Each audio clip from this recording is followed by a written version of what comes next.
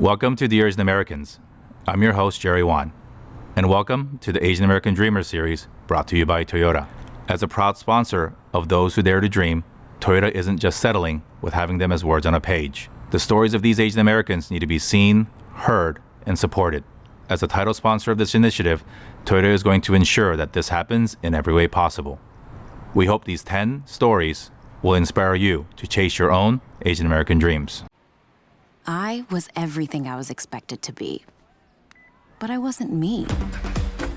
Now, this is day one of me defying expectations and moving to my own beat.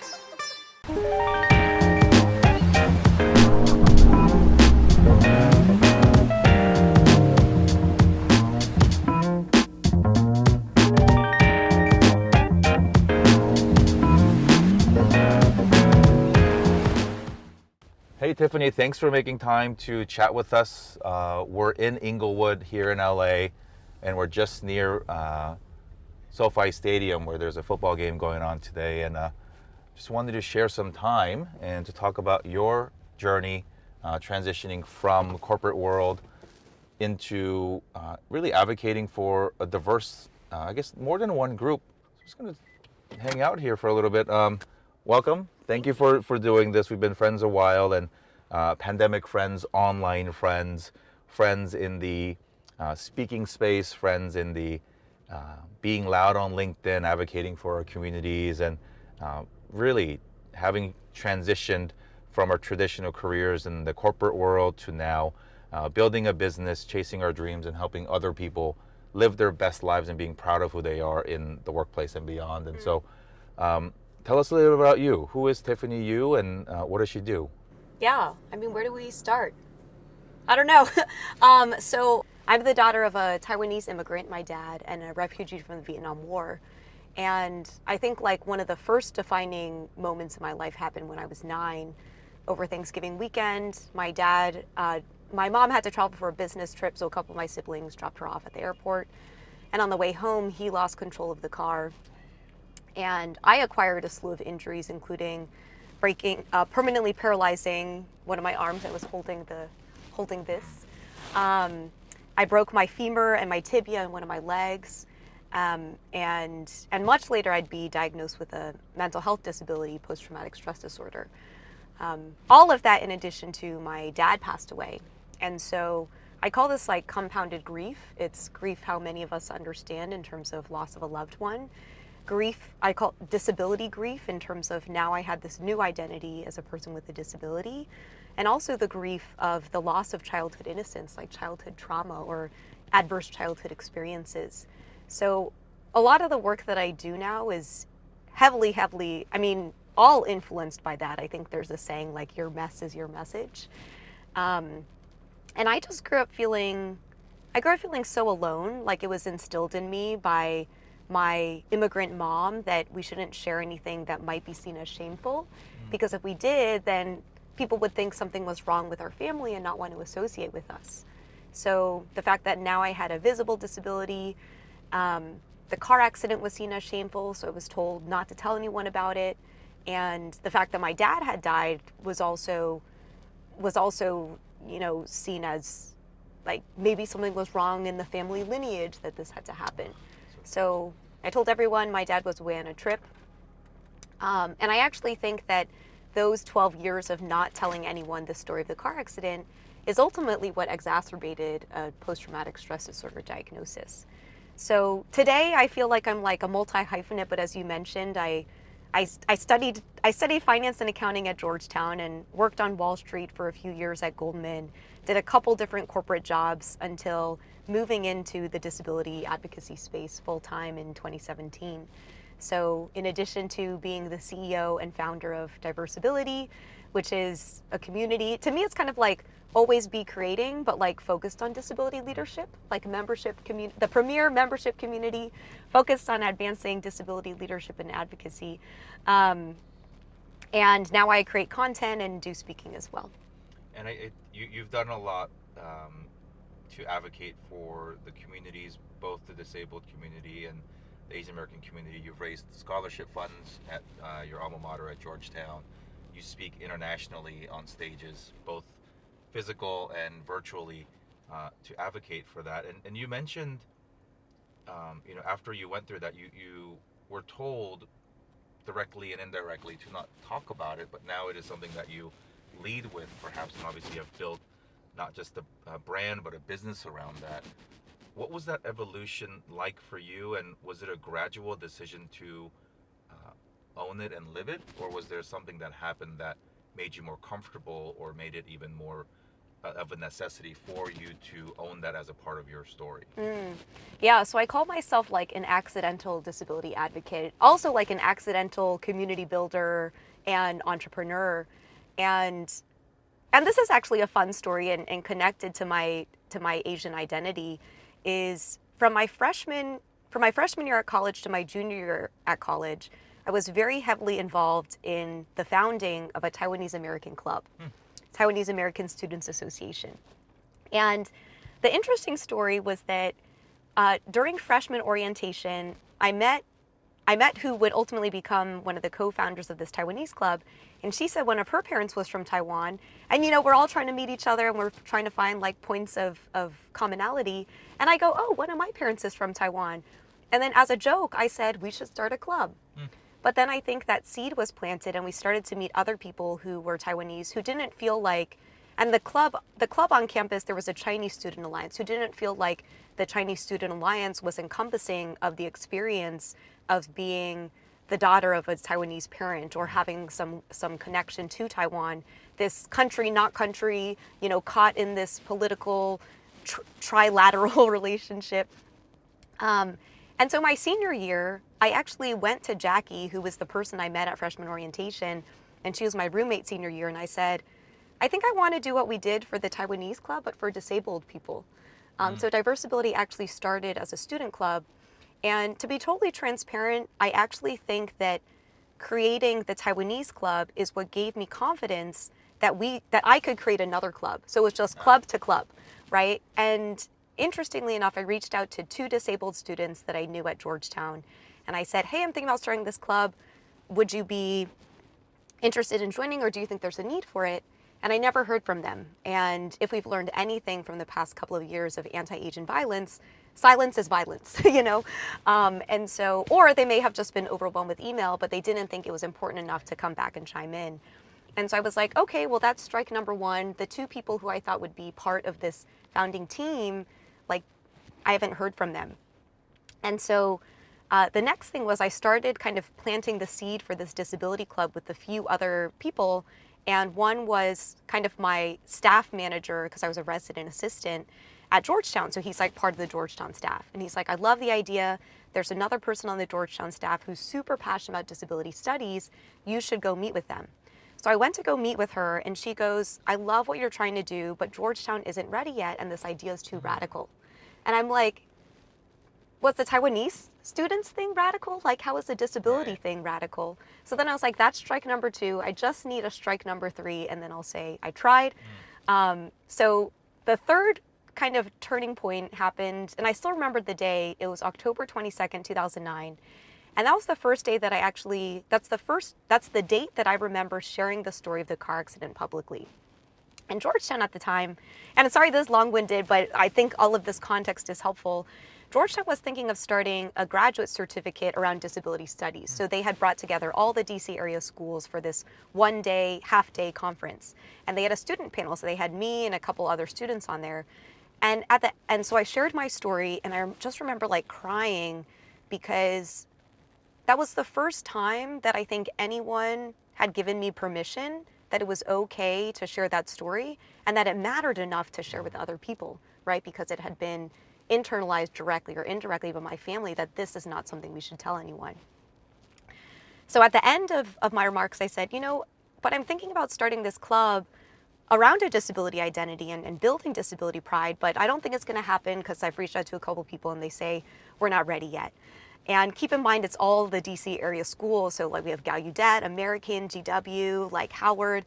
And then random students and professors who were there were like, I'll be part of your club. And so we originally called it the Diversability Working Group. So do I think this, like, I'm actually so grateful for my experience in the Taiwanese American Club that helped create the foundation and give me the confidence for what ultimately ended up becoming not only a disability club, but Diversability as a company. There's so many wonderful things. I mean, thank you for sharing that story because, I think many of us have done the club stuff, whether it was in high school or college. And at least from my perspective, there's clubs that help you get jobs. So that's the professional stuff. But the social clubs where your identity, your community is the anchor, those were born out of love. And those were not necessarily going to be helpful. But as community builders now, as brand builders now, those both experiences and the connections that we've made, in my case 20 years ago, are the ones that are really helping me drive this business. And also, it's the same thing. You get a bunch of people who think the same way, like the same things, or want to have the same end result, and saying, hey, now let's build a business around it, because in college you didn't really think about sustainability, but now we have to, right? And I think your story is wonderful because you don't know who's actually going to support you when you have the idea. And sometimes you just have to put it out into the universe, as you did in the conference. And then people who you don't know say they want to join. Because I think we also have a limited, perhaps a definition of, oh, these are the people that I think might be my target audience, but they may not be. How did that, so that was many years ago, and you then went into banking and went down the corporate route. Was the dream shelved, or was it continued to be built while you were trying to do the best that you could, from a traditional career perspective, because you had the opportunity to? How did that evolve in the first chapter? So the short-term goal for Diversability in 2009 was for it to just be recognized by the university, and that process takes about a year. So and interestingly enough, in addition to the Taiwanese club, what gave me confidence was I had my full-time offer to go back to Goldman Sachs in hand coming into my senior year. And so I never anticipated incorporating Diversability as a business or doing the work that I'm doing now.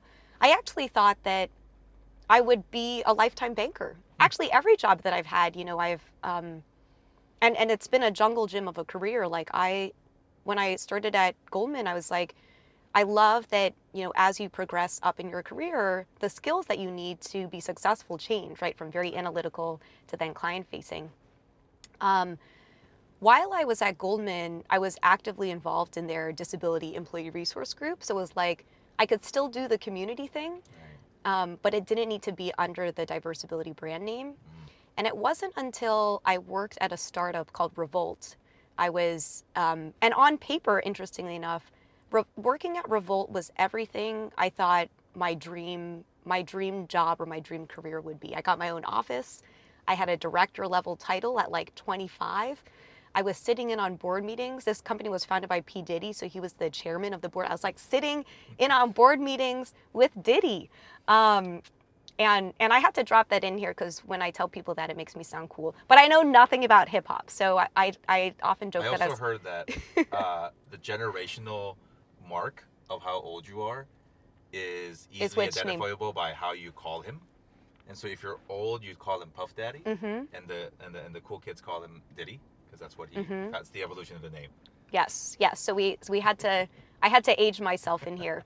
But now that I was working at a startup, I didn't have access to kind of like the disability communities that I had been in my other corporate jobs. And so I got really curious because Revolt was Black founded, Black owned, and they really tried to prioritize racial diversity, and also women in terms of senior levels and giving them access, and senior leadership roles. So while I was at Revolt, because I was no longer plugged into disability communities, that's where I actually started to think like, hey, like I did this thing in college and I've been part of these disability communities at my other companies. What does disability advocacy look like for me in this current role? And for a long time, and this is how we grow and evolve. For a long time I said, my advocacy is that I'm existing in these corporate spaces. And I actually think that is a form of advocacy. Like, I think there's a saying like your success is your form of advocacy, is your form of protest. So after my time at Revolt, I ended up moving out to San Francisco for a job at another startup. And during this time, I was running diversibility as a side hustle. I was part of like the side hustle generation. It was very popular at that time, and I even think coming into now.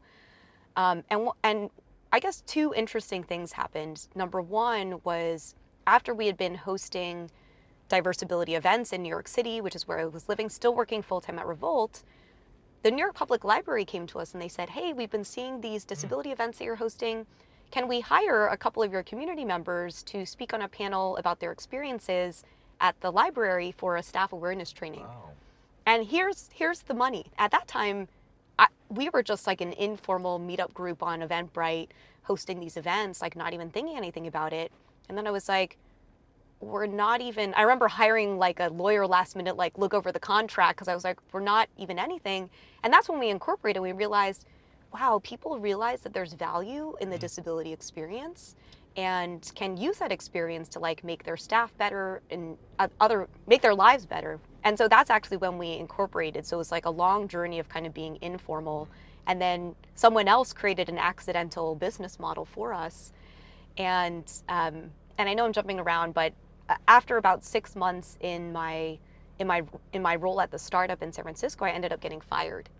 And I told myself, and I think this is a part of many of our careers that I don't think we talk that much about, because there's shame there, right? We feel like we did something wrong, even though it was the economy. Or I also want to highlight, like, I'm not good at everything. Like, I think people look at me and they're like, you've done all these things and you were the best. And I was like, no, I got fired because sales was like not the right role for me. And I told myself, I'm going to do this diversibility thing like in between until I find my next job.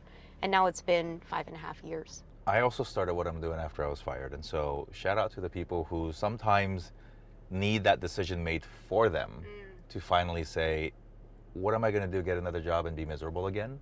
And go through that decision-making process. That is so cool. And again, I think there's the theme of sort of the, I don't know, falling into things or serendipity or, the universe having bigger plans for you. Because, you and I started talking a lot offline as we became friends about our speaking business and how to properly charge and to market yourself and value our time. And the first time you were given that opportunity, that was sort of the anchoring or sort of the validating moment. The public library saying like, hey, we value your opinion. As we continue to do free events or discount events for community groups and things like that. I'm curious to know how you then decided to pursue that dream, because I think some of the, at least for many Asian Americans and many immigrant kids in general, we have to balance what our parents want for us professionally and then to perhaps either, and for some, there's an alignment between what your parents want, what society wants, and what you want. Then great, you're lucky. But many of us don't have that. And then for you, there seems to be this added layer of your mom especially not wanting you to talk about the accident. But now there's also this is your identity publicly and professionally, and wondering how you balance having shifted away from the expectations or defining your dreams by the expectations set forth for you and having now to define it for yourself. Yeah. And this is probably like where there's a little bit more growth for me personally and in the context of my family is I heard another Asian disability advocate say, because we are disabled, we can never be the model minority. And when I heard her say that, her name's Mia, it actually really put things into perspective. So I think I really tried, like Goldman, top of my class, Bloomberg, like co-founded their disability employee resource group, like sitting in on board meetings with Revolt. Like I literally tried, and it was never enough. And I think that in that 2017 timeframe, when I got fired and decided that I was going to focus on this, I realized that the impact and vision I have for the type of world I want to live in, I think maybe transcends my mom's expectations. And so it's been an interesting journey because my mom is actually quite unsupportive of my work. She has said she's ashamed of me, that what I do is monkey business, that she feels like she's failed as a mom. None of this is new on this podcast. I've like written social media posts about it, and I'm very open about it. And I think for my own healing journey, So the healing started first and then the advocacy came. I think I needed to share this story that has been my family secret for, at that point in time, it had been my family secret for over a decade. And it is understandable that this isn't just Tiffany's story. It's my mom, my whole family's story. It's not just my individual trauma. And so the journey that I've been on has kind of been despite my mom's wishes. And oftentimes she'll come back to me and, the most recent one she said was she felt like she failed as a mom because she works so hard to provide her kids with everything, and she doesn't feel like she can brag about her kids. And I wrote a post about sharing some of this, and I said, one of these days, I hope to collect testimonials from people whose lives have been changed by my work, or, they've learned something for the better, and put them in a book to share them with her. And so many people commented and DM'd me, and they're like, I'll share or said something like, I really resonate with this. But interestingly enough, I make more money now than I ever did at Goldman, right? So if it then comes down to a money thing, I love the way you kind of said at the Always Be Creating launch event, you said how do we explain to our parents what we do, right? And to me, it's how do I explain to my mom what I do? But it's through the lens of my receipts. And I guess in this case, it's the financial receipts of I'm for the first time, and I would be remiss if I didn't acknowledge some very scrappy entrepreneur advocacy pay $0 years where I was Airbnb-ing out stuff and upselling furniture and doing my Gary V thing, to now, yeah. So yeah, I think that I think there was that real turning point of just understanding that no matter what new accolade or achievement I got, it just would never fit into this vision that I think my mom/parents had for me and my siblings. How do you, in your work, in your day-to-day now, work towards making sure that the way that you decided to define your own dream but have had your fair share of challenges become more easily realizable? Because I think the beauty of our journey is that we're living in this middle generation of having this unique opportunity to redefine everything. And that, unfortunately in your case is still continuing to be a journey with your mother for the next person that wants to share their story or to create a small space, a big space in this world to share their story and to even build a business around it. What advice do you have for that person? Because I think one of the things that I want to do so badly, and I hope we do this with this podcast and other ventures, is letting young people know and even older people know that it's okay just to be. And like you said, you being in, oftentimes I think for those of us who've been in corporate spaces and moved on, it's not to say that that wasn't the right path. It wasn't the right path for us. But as you mentioned, somebody then rising to the level of partner or vice president or even CEO, that's advocacy too, because people don't expect us to be there. People don't want us to be there. But for those who want to venture down their own path and to redefine and write their own dream chapter, what advice do you have? Because a lot of it is emotional and mental challenges rather than the physical or actual financial ability to create. What message do you have for those people that want to? Yeah, one of the things I've been thinking about is you and I met because we were creators/speakers in one way or another. And I remember my first brand deal ever was $5,000. And that was the only thing I did that whole year. And then the next year it was $10K or $15K gross. And then last year, this is all public, last year was $55K. And then this year it's over six figures, right? And I think a part of that is just, I don't know if it's sheer persistence. I do think that's a part of it. But I think one of the things I've been thinking about is when no one gave me a stage, I created my own.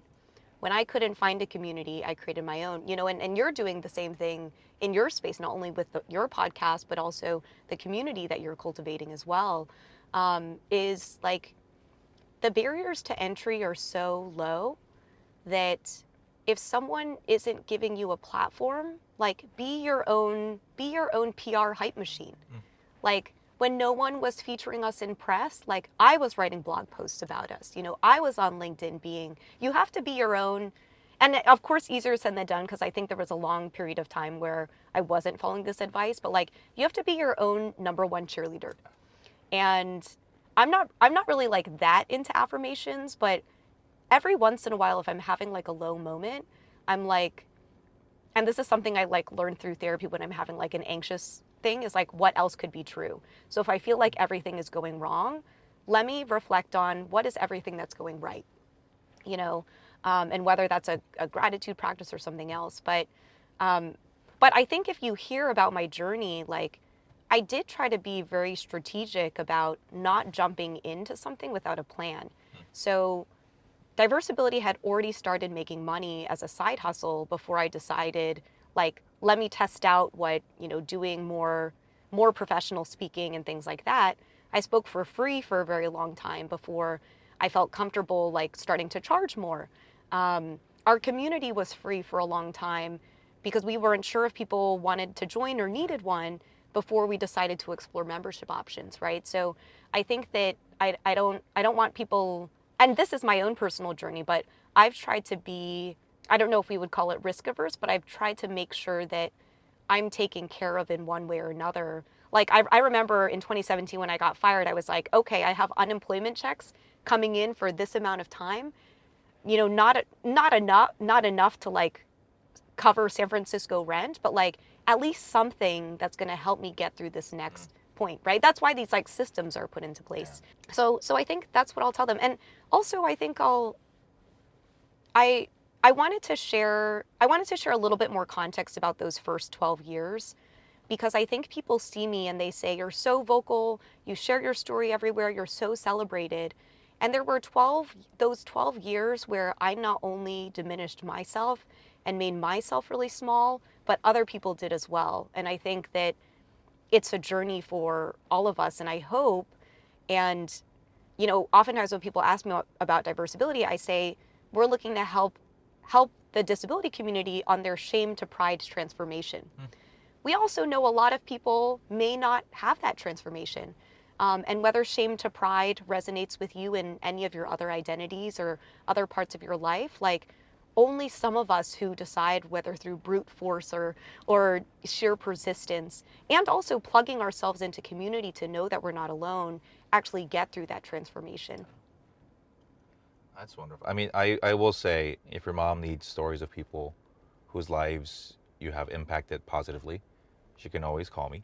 And I can think of many other people, because I think part of this is dream building isn't a solo sport. It is a team sport, but the team is very fluid because everybody is building their own things, and we come together for, you know, tactical projects or just encouragement along the way. I really so happy that we met.